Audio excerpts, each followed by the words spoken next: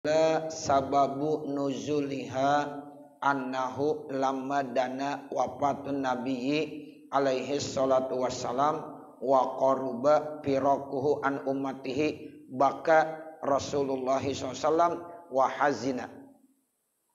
Segenap Bapak Saudara, materi kita masih terkait tentang kemuliaan Lailatul Qadar. Juga kita sedang membahas surah Qadar itu sendiri. Inna anzalnahu fi lailatul qadr wa ma adraka ma lailatul qadr. Lailatul qadri khairum min alfi syahrin tanazzalul malaikatu warruhu fiha bi izni rabbihim min kulli amrin salamun hiya hatta matla'il fajr. Jadi kita lagi bahas ini nih. Di dalam beberapa pertemuan kita masih bahas ini. Nah, sekarang ada satu penjelasan sebab turunnya ya surah Al-Qadar, bahwasanya tatkala wafat Nabi Muhammad udah semakin dekat. Perpisahan Nabi dengan umatnya udah semakin dekat. Nah, saat itu Rasulullah nangis dan merasa bersedih. Karena Rasul kan tahu ya, beda sama kita. Rasul itu udah mau mendekatkan kematiannya atau mau wafatnya, Rasul tahu. Gitu. Jadi tatkala udah mau dekat-dekat Rasul wafat, artinya Rasul udah mau dekat lagi berpisah dengan umatnya. Ya, jadi Rasul udah dikasih info-info. Orang-orang tertentu, jangankan Rasulullah, para wali min auliyaillah, orang-orang yang udah arif billah, itu mereka juga kalau mau meninggal dunia ada dapat sinyal, tanda-tanda. Walaupun yang namanya kematian itu rahasia, nggak ada yang tahu. Tapi untuk orang-orang tertentu nggak mustahil Allah kasih isyarat. Ya, bahkan Nabi Muhammad ketika mau meninggal dunia saja sampai-sampai malaikat Israel minta izin terlebih dahulu. Ya, mau mencabut nyawa Nabi nih, ya, minta izin. Saya datang kemari, pertama tujuannya mau silaturahim. Yang kedua mau mencabut nyawa engkau wahai kekasih Allah.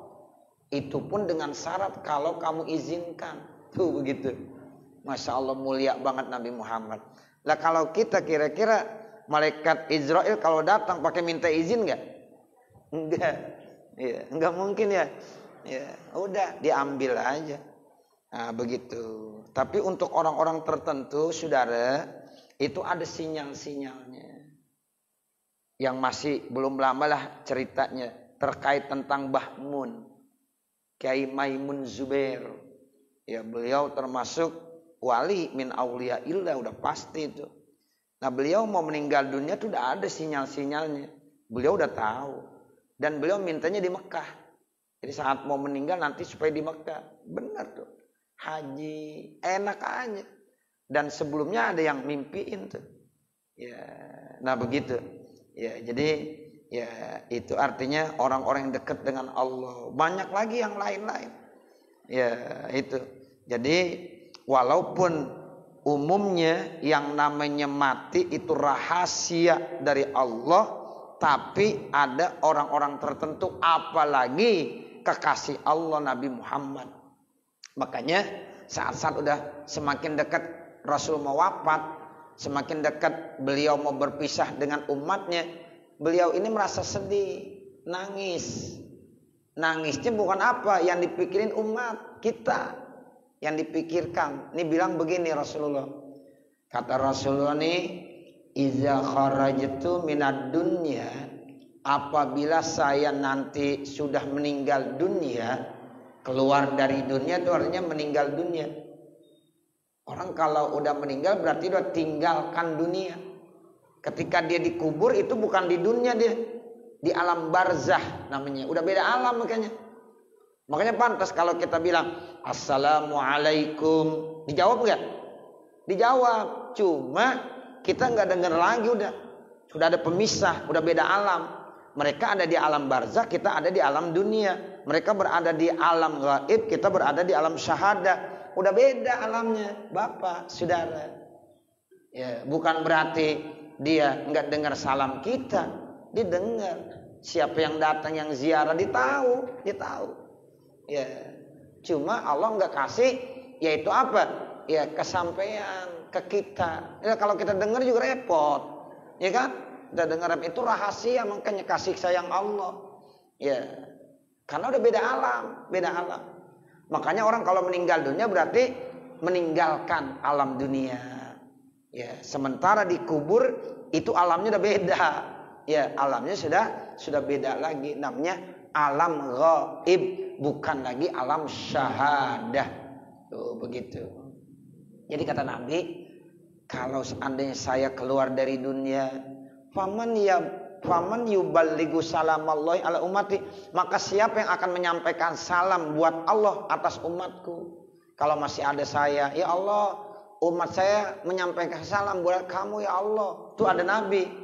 Kalau Nabi udah meninggal, ya siapa lagi yang akan menyampaikan ya salam Allah terhadap umat saya? Nah, seperti itu. Jadi Allah kalau mau menyampaikan salam itu melalui Nabi Muhammad. Ya, dari malaikat Jibril. Wahai malaikat Jibril, Allah kirim salam buat kamu dan juga buat umatmu. Tuh, Allah kirim salam. Gitu. Melalui malaikat Jibril disampaikan kepada Nabi Muhammad. Tuh, jadi Nabi tahu, oh Allah menyampaikan salam buat siapa? Buat saya. Kadang-kadang juga buat umatnya. Nah, sekarang kalau Nabi Muhammad wafat, siapa yang akan menyampaikan salam lagi? Ya, kemudian disambut atau disampaikan kepada umat saya. Itu sedih tuh Nabi, sedih mikirinnya begitu.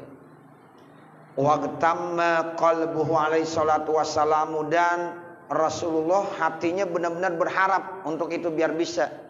Fafarrahallahu qalbahu, gitu. Fafarrahallahu qalbahu, maka Allah memberikan kebahagiaan kepada hati Nabi Muhammad. Lalu Allah tahu bagaimana cara menyenangkan kekasihnya supaya hatinya enggak duka, enggak sedih. Liqaulihi, maka Allah turunkan ayat tanazzalul malaikatu warruhu fiha biizni rabbihim min kulli amrin salamun hiya hatta matla'il fajr. Oh, ternyata seandainya Nabi Muhammad wafat, tetap nanti salam Allah akan sampaikan buat umatnya melalui malaikat Jibril dan semua malaikat di Lailatul Qadar dengan ucapan salamun ya hatta matla'il fajr. Ya, makanya orang-orang yang berpuasa, orang-orang qiyamul lail dapat salam tuh. Ya, as-salatu wassalamu ala ya apa? Ya, al-qaim, orang-orang yang senantiasa qiyamul lail. Terus kepada as-shaim, orang-orang yang berpuasa. Jadi Nabi senang tuh, alhamdulillah, ternyata walaupun Nabi Muhammad udah meninggal, udah wafat, tetap yaitu ada yang menyampaikan salam buat umatnya, yaitu siapa? Para malaikat, termasuk malaikat Jibril alaihissalam. Ini ayatnya, tanazzalul malaikatu warruhu hatta yuballighu salami, sehingga mereka juga menyampaikan salamku. Bahkan salam Nabi Muhammad pun akan disampaikan melalui mereka kepada umat Nabi Muhammad sallallahu alaihi wasallam. Wala amnau anhum, dan saya tidak menghalangi dari mereka. Fala tahzan ya habibi, tuh, sehingga ya kamu nggak usah berduka cita lagi wahai hambaku. Jadi hatta yuballighu salami, sehingga mereka para malaikat akan menyampaikan salamku, salamnya Allah berarti. Ini masih cerita tentang Allah. Wala amna'u, dan saya tidak menghalangi, kata Allah, anhum, terhadap mereka umatmu. Fala tahzan ya habibi, maka jangan kamu berduka cita wahai ya kekasihku. Jadi alhamdulillah, setiap Lailatul Qadar itu Allah menyampaikan salam buat umat Nabi Muhammad. Ya, walaupun Nabi Muhammad sudah wafat lama, bahkan sudah entah berapa abad, tapi tetap Allah menyampaikan salam buat umat Nabi Muhammad melalui malaikat Jibril dan malaikat-malaikat yang lainnya. Bersyukur tuh kita. Ya, yang menyampaikan salam itu Allah. Ya, kita kalau disampaikan salam sama teman kita aja udah seneng gak? Seneng. Ya, tuh si A menyampaikan salam buat ente. Nah, itu senang kita. Makanya kita jawab, wa alaika wa alaihis salam. Tuh begitu. Karena teman kita menyampaikan salam, atau keluarga kita, atau siapa aja. Ya, yang udah lama nggak ketemu. Oh, kemarin ente disalamin tuh. Nah, begitu. Makanya orang kalau ya dititip salam harus wajib menyampaikan. Misalnya saya menyampaikan salam kepada Ustaz Ahmad Yusmianto. Ustaz Ahmad Yusmianto, tolong sampaikan salam ya untuk Bapak Haji Rahmatullah. Nah, itu wajib disampaikan. Nah, seperti itu. Ya, jadi nggak boleh nggak disampaikan. Ya, nanti yang disampaikan itu mesti jawab alaika wa alaihis salam. Itu begitu. Ya, kita tuh menyampaikan salam aja udah salah satu bentuk ya persaudaraan, ya persaudaraan di antara kita. Nah, seperti itu. Walaupun baru menyampaikan salam, baru titip salam. Nah, seperti itu. Atau saya menyampaikan salam buat Pak Jainal. Pak Jainal tolong sampaikan salam buat Ustaz Ahmad Susmianto. Ya, kemungkinan Ahmad Susmianto udah lama nggak datang-datang ke musola. Ya, saya sampaikan salam. Sampaikan salam. Nah, sampaikan salam. Itu menyampaikan salam hukumnya apa? Wajib. Nah, begitu. Itu tanda apa? Tanda persaudaraan. Gitu. Jadi tanda persaudaraan di antara kita. Salah satunya titip salam. Nah, seperti itu. Jadi Allah nih Bapak Saudara yang menyampaikan salam. Nah, seperti itu. Allah yang menyampaikan salam kepada siapa? Kepada umat Nabi Muhammad. Makanya tadinya umat Nabi Muhammad sedih, berduka cita. Ya, nah setelah dibilang begitu, senang lagi. Alhamdulillah, ternyata Allah tetap terus menyampaikan salam buat umatku walaupun aku sudah tidak ada. Tuh begitu. Makanya kita perlu tuh, udah lama nggak ketemu, tolong sampaikan salam. Gitu. Saya udah rindu nih, ente nggak datang, sampaikan salam ya buat dia. Nah itu namanya masih ada niat baik. Gitu. Jadi itu alhamdulillah. Jangan ketemu enggak, salam juga enggak. Nah, kita udah lama enggak ketemu. Mungkin ya kita lagi sibuk dan lain-lain sebagainya. Nah, kemudian karena kita merasa rindu, kita sampaikan salam. Nah, itu tanda persaudaraan namanya. Ya. Nah, ini makanya kewajiban kita kalau ada orang nitip salam wajib diapain? Disampaikan. Kalau enggak disampaikan dosa enggak? Dosa. Kita minta maaf, ya Allah, iya. Saya ya dulu pernah ketemu sama ya teman ente, dikirim salam sama ente, saya baru ingat, mohon maaf ya. Nah, baru begitu ya, jadi perlu kita sampaikan juga. Nah, ini tanazzalul malaikatu warruhu artinya ya, jadi Allah ya sampaikan salam melalui malaikat-malaikat, termasuk malaikat Jibril alaihi salam. Akhirnya gembira itu Rasulullah sallallahu alaihi wasallam. Mau izatun. Qalal Imamu Ar-Razi, berkata ya Imam Ar-Razi, fa iza tala'al fajru fi lailatul qadri, apabila fajar sudah terbit di malam qadar. Tuh misalnya Lailatul Qadar ini malam nih. Ntar pas banget fajar terbit subuh tuh. Nah, itu nada Jabrail alaihissalam, maka malaikat Jabrail memanggil-manggil, ya maksarul malaikah, wahai rombongan para malaikat, ar-rahila, pergi. Udah cukup, pindah lagi ke langit. Jangan di dunia terus. Sebab kan ya malaikat itu tempatnya di mana? Di langit. Bukan di dunia.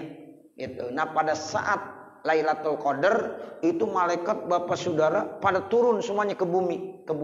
Nah, pas terbit fajar, malaikat ya Jabrail sebagai jenderalnya, pemimpinnya bilang ar-rahil.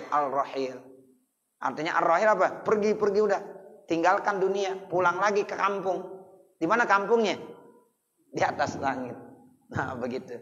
Jadi tempatnya para malaikat biasanya di atas langit. Tuh kan triliunan malaikat. Siapa yang tahu jumlah malaikat? Nggak ada yang tahu. La ya'lamu adadahum illallah. Tidak ada yang tahu jumlah malaikat kecuali Allah Subhanahu wa ta'ala. Itu yang tahu cuma Allah Subhanahu wa ta'ala. Ya, nggak ada lagi yang tahu. Ya, segitu banyaknya malaikat pada Lailatul Qadar turun semuanya. Nah, pas terbit fajar, ya pemimpinnya malaikat Jibril ngasih tahu, ya, wahai para malaikat Ar-Rahil, silakan tinggalkan dunia. Nah, seperti itu.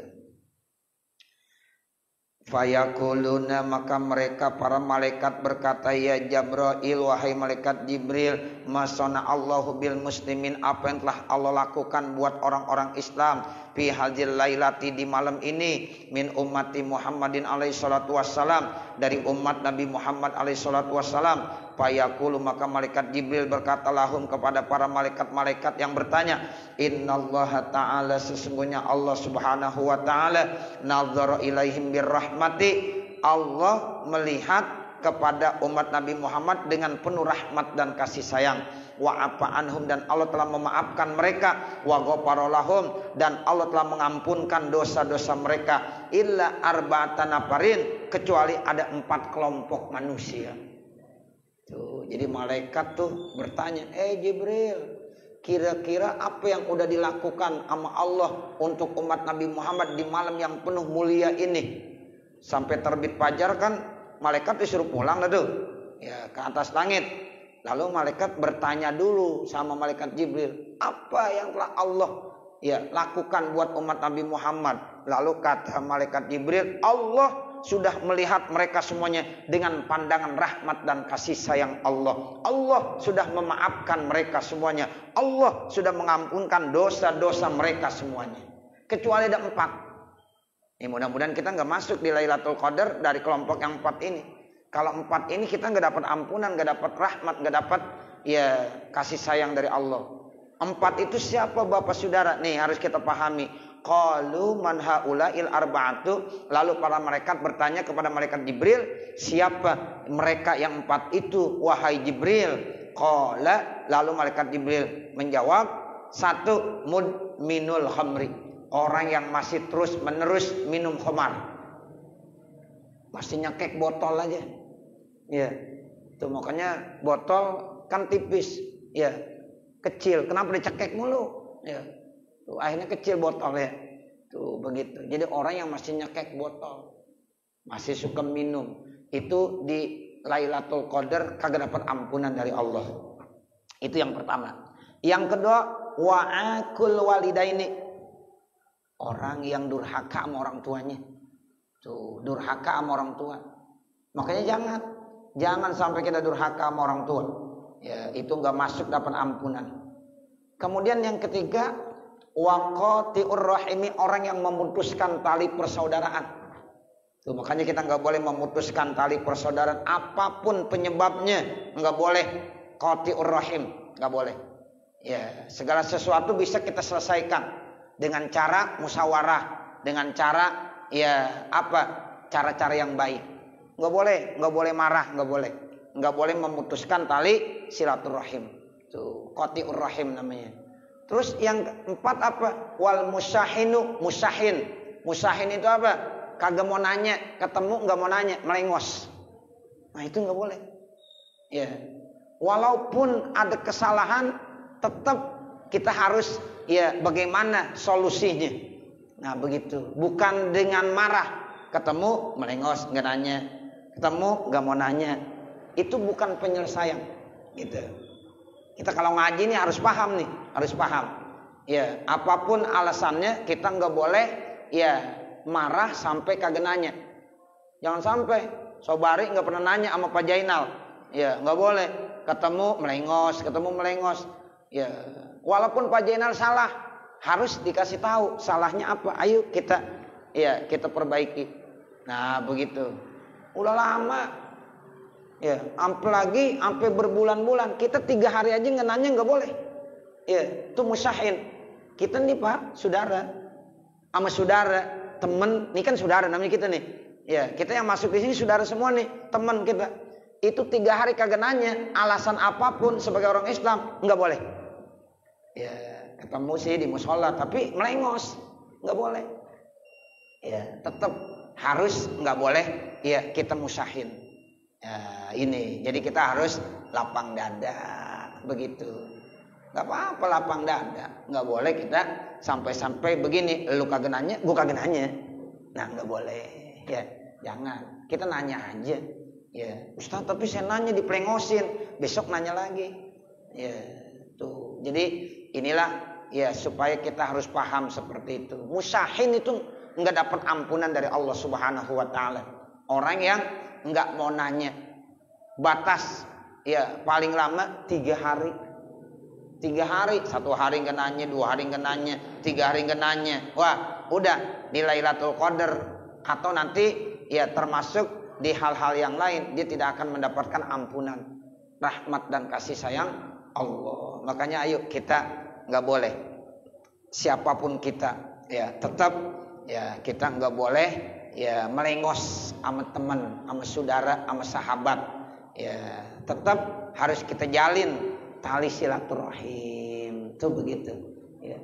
Yakni musyahin itu apa? Al-musharima itu orang yang nggak mau nanya, wa huwa lazila yukallimu yaitu orang yang kagak mau ngomong akhahu kepada saudaranya fauqa salasati ayam di atas 3 hari ya, di atas 3 hari kagak ngomong. Sama bini aja nggak boleh begitu. Kita punya bini nih, marah sama bini kita diemin aja kagak ngomong, kagak boleh, nggak boleh ya. Bini bilang, bang mau kopi, diem aja. Ya, bang mau makan, diem aja. Ya, kata bininya, bang emang apa sakit gigi? Ya, nah begitu. Jadi nggak boleh kita bini kita diemin aja. Walaupun bini kita salah, tetap kita nggak boleh diemin, harus ngomong. Ya, bicara. Ya, kesalahannya apa? Sampaikan kesalahannya. Nah, seperti itu. Ya, jadi nggak boleh dengan cara apa? Kita ya tinggalkan berbicara. La yukallim, dia tidak mau bicara. Tuh, itu nggak boleh. Itu musyarim namanya atau musyahin. Ya, itu sama bini itu nggak boleh. Ya, jadi kita nggak boleh ya marah sama bini nggak boleh. Ya, kalau cuma sejam boleh marahnya. Ya, tapi kesananya jangan marah terus. Ya udah 3 hari Ustaz bisa ranjang ya. Ya Allah, sebulan bisa ranjang, jangan sayang. Ya.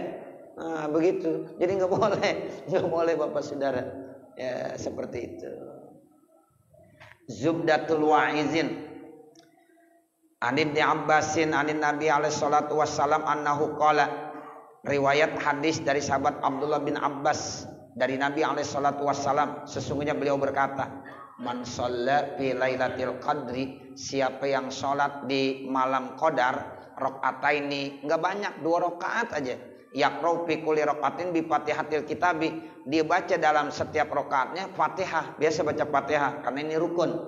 Ya, marotan 1 kali, wal ikhlas, kemudian dibaca atau wal ikhlasi, ya bi Fatihatil Kitab wal ikhlasi, dan membaca surah Al-Ikhlas sab'a marratin, sebanyak 7 kali, dibaca surah Al-Ikhlas 7 kali. Faiza sallama, apabila dia salam, yaqulu, kemudian dibilang Assalamualaikum warahmatullah, Assalamualaikum warahmatullah. Terus diucapkan Astaghfirullah wa atubu ilaih sab'ina marratan, sebanyak 70 kali. Jadi dia Lailatul Qadar, dia sholat 2 rakaat, baca Fatihah, habis baca Fatihah baca Al-Ikhlas 7 kali, rakaat pertama maupun rakaat kedua sama 7 kali. Selesai ya dia sholat salam, kemudian langsung dibaca istighfar Astaghfirullah wa atubu ilaih sebanyak 70 kali. Fala yaqumu min maqamihi, maka dia tidak akan bangun dari tempat ya duduknya hatta yaghfirallahu lahu, sehingga Allah ampunkan dosa lahu buat dia, wali abawahi, dan juga buat kedua orang tuanya. Tuh. Jadi bukan hanya buat dia aja Pak, tapi buat 2 orang tua kita. Kita punya ayah, punya ibu, dapat ampunan gara-gara kita sholat 2 rakaat, baca Fatihah plus surah Al-Ikhlas 7 kali, kemudian baca Astaghfirullah wa atubu ilaih. Tuh, ini amalan nih, ya, amalan yang sangat baik, ya, diamalin tuh, diamalin. Wa ba'atsallahu ta'ala malaikatan ilal jinan, dan Allah utus kepada para malaikat ke dalam sorga-sorga, yagrisuna lahul asjar, kemudian malaikat itu disuruh menanam pohon-pohon, wa yabnunal kusura, dan malaikat itu disuruh membangun gedung-gedung yang indah, wa yajrunal anhar, dan untuk mereka disuruh mengalirkan sungai-sungai ya yang ada di surga. Masya Allah. Di satu sisi malaikat diperintahkan sama Allah buat tuh ya bangunan-bangunan yang indah, pila-pila buat orang tersebut. Kemudian buat tuh yang namanya pohon-pohon, tanemin pohon-pohon buat ya mereka itu yang suka ya sholat dan beristighfar di Lailatul Qadar. Wala yakhruju minad dunya, dan tidaklah orang itu keluar dari dunia hatta yara dzalika kullahu, sehingga dia bisa melihat itu semuanya. Dan bahkan ya dia nanti ketika mau tinggalkan dunia udah lihat, dinampakkan oleh Allah. Tuh, makanya benar tuh. Innal ladzina qalu rabbunallah summastaqamu tatanazzalu alaihimul malaikah alla takhafu wa la tahzanu wa absyiru bil jannati lati kuntum tu'adun. Jadi Pak, orang-orang yang baik tuh Pak, kalau mau meninggal dunia Allah tunjukkan surga dulu. Tuh, surga diperlihatkan. Ya, kapan? Pada saat mau meninggal. Makanya orang tuh kalau yang baik-baik, yang istiqomah menjalankan ibadah kepada Allah, itu pada saat-saat ya mau meninggal dunia disenang, gembira. Kenapa? Yang diperlihatkan adalah surga. Wa absyiru bil jannatil lati kuntum tu'adun. Tuh, jadi Masya Allah, ini harus kita laksanakan. Amalan-amalan yang seperti ini harus kita bisa ya laksanakan. Tafsir Al-Hanafi. Qala Nabi alaihi salatu wassalam, bersabda Nabi Muhammad sallallahu alaihi wasallam, innallaha yanzilu fi kulli lailatul qadri rahmatan wahidatan. Sesungguhnya Allah menurunkan pada setiap malam qadar satu rahmat doang yang Allah turunkan, tapi tusibu jami'al mukminin, itu akan mengenai semua orang-orang mukmin. Orang mukmin begitu banyaknya, satu rahmat yang Allah turunkan itu semuanya kedapatan. Itu baru satu rahmat. Bagaimana kalau lebih? Satu rahmat itu semua orang mukmin yang ada di dunia itu merasakan, dapat semuanya. Bahkan masih ada sisa-sisanya. Tuh, min syarqil ardi ila gharbiha, dari mulai ya timur sampai ke barat bumi. Di belahan timur dapat, di belahan barat juga dapat. Wa yabqa minha baqiyatun, dan masih ada tersisa. Ya, bukan enggak tersisa. Ya, masih ada sisanya, satu rahmat itu masih banyak. Fayaqulu Jibril alaihissalam, maka berkata malaikat Jibril alaihissalam, ya Rabb, wahai Tuhanku, ya balagta rahmataka, ya atau balagot rahmatuka, rahmatmu telah sampai jami'al mukminin, kepada semua orang mukmin. Wa baqiyat fadlah, tapi masih ada lagi anugerah-anugerah tersebut. Rahmatmu itu udah sampai semua kepada orang-orang beriman, tapi masih banyak ya tersisa anugerah-anugerahmu. Fayaqulullahu ta'ala, maka Allah bilang, isribha ilal mawalidi alladzina waladu fi hadzal lailah, maka berikan ya rahmat yang masih ada itu buat anak-anak yang lahir kebetulan pada malam Lailatul Qadar. Jadi kata malaikat Jibril, ya Allah, ini rahmatmu udah semuanya dapat. Orang-orang Islam udah kedapatan semuanya. Satu rahmat yang kau berikan, tapi masih banyak sisanya. Buat siapa? Lalu kata Allah, sudah berikan aja buat anak-anak yang lahir pas pada malam Lailatul Qadar. Masya Allah. Makanya beruntung kalau ada anak yang lahir pada Lailatul Qadar, itu dapat kebagian rahmat dan kasih sayang Allah. Fa yusarrifu Jibril tilka rahmah, maka malaikat Jibril memberikan rahmat tersebut ila mawalidil islami wal kufar, kepada anak-anak yang lahir, baik anak itu dari keturunan orang-orang Islam maupun anak keturunan orang-orang kafir. Jadi kedapatan juga orang kafir kebetulan baru melahirkan anak, dan malam itu anak yang lahir walaupun dari orang tuanya yang kafir tetap dapat rahmat dan kasih sayang Allah Subhanahu wa ta'ala. Terus manfaatnya apa? Wasaratil karahmatu, dan jadilah rahmat tersebut li auladil kufari, buat anak-anak yang kafir khosotan khususnya. Nah, buat orang-orang kafir yang kebetulan anaknya lahir pada saat itu dapat keistimewaan, dapat rahmat, apa maksudnya? Wahia, yaitu ya tajruhum ya ila Darussalam, nanti dia akan digiring ke sorga Darussalam. Payamutuna, maka mereka nanti akan meninggal biha, pada saat meninggal dunia mukminin, dalam keadaan beriman. Itu rahasianya. Makanya kenapa kadang-kadang ada orang kafir ya di akhir-akhir hidupnya dimasuk Islam. Habis masuk Islam dibaca 2 kalimat syahadat, kemudian dia meninggal dunia. Nah, ini mungkin satu rahmat yang Allah kasih ya, karena orang kafir ini dulu lahirnya saat malam Lailatul Qadar. Ya, jadi masih begitu istimewa ya, walaupun itu dia adalah orang kafir. Jadi Allah kasih keistimewaan ya, makanya ya enggak menutup kemungkinan yang namanya taufik dan hidayah itu bisa aja diberikan kepada siapa saja dari hamba Allah. Tuh, orang kafir yang dari kecil enggak pernah ibadah karena dia memang orang kafir ya, tiba-tiba di akhir-akhir umurnya dia dapat hidayah, kemudian mengucapkan 2 kalimat syahadat, asyhadu alla ilaha illallah wa asyhadu anna muhammadar rasulullah. Enggak lama meninggal. Masuk surga enggak? Masuk surga. Tuh, masuk surga. Itu termasuk rahmat yang Allah berikan. Tuh, makanya beruntung ya. Ya, beruntung ya kalau lahir pas berbetulan malam Lailatul Qadar. Sampai orang kafir pun dapat rahmat dan kasih sayang Allah. Ya, sehingga dijamin nanti pada saat meninggal dia dapat taufik dan hidayah sehingga bisa masuk Islam. Kan ada orang begitu. Ya, pas tinggal meninggalnya doang, ya, dia dapat taufik hidayah, bisa mengucapkan kalimat syahadat, ya, dia masuk Islam. Setelah itu belum sholat, belum puasa, belum mengerjakan amal-amal ibadah, tapi udah dikategorikan masuk surga Darussalam.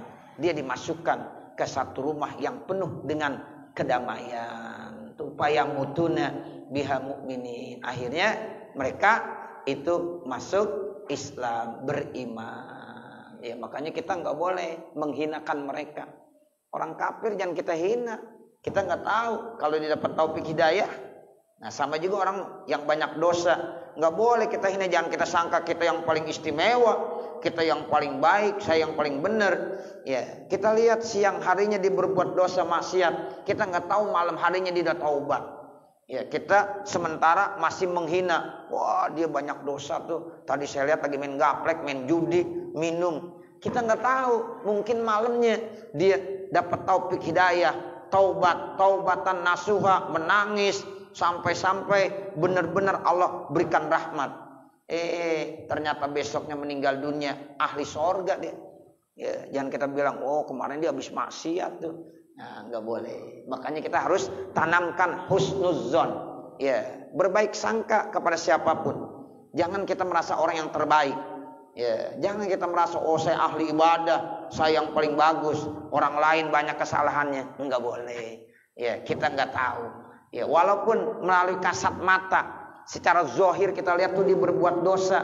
Ya, kita nggak tahu, mungkin malam dia bertobat. Ya, kan kita nggak tahu. Pada saat taubat kita nggak lihat.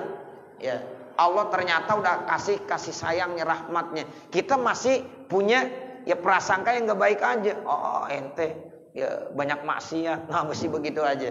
Ya, nah disinilah makanya kita nggak boleh ya menyudutkan seseorang. Ya, mungkin kita doakan kalau ada orang berbuat dosa maksiat, kita doain mudah-mudahan dia sadar, mudah-mudahan Allah kasih ampunan, begitu aja. Ya, jangan bilang dia pasti divonis masuk neraka. Ya, cuma kita doang ini surga ntar. Nah begitu, kan surga luas. Ya, surga buat ya bukan sendiri, tapi buat kita rame-rame. Ya, jangan suka memvonis nih saya ya yang paling benar, ente semuanya ahli bid'ah. Ya, karena ente bid'ah, kullu bid'atin dolalah wa kullu dolalatin finnar. Setiap ya ente ya melakukan yang bid'ah sesat, maka orang yang sesat ada di neraka.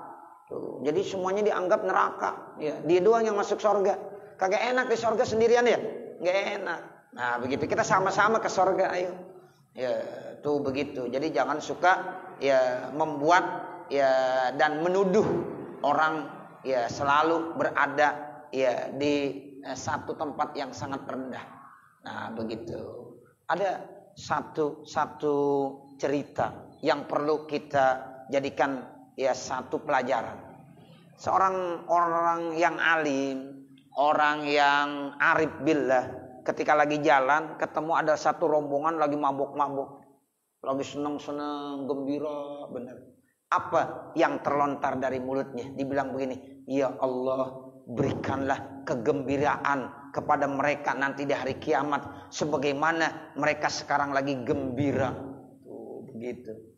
Saat ini dia lagi gembira, lagi minum-minum, mabuk-mabuk gitu.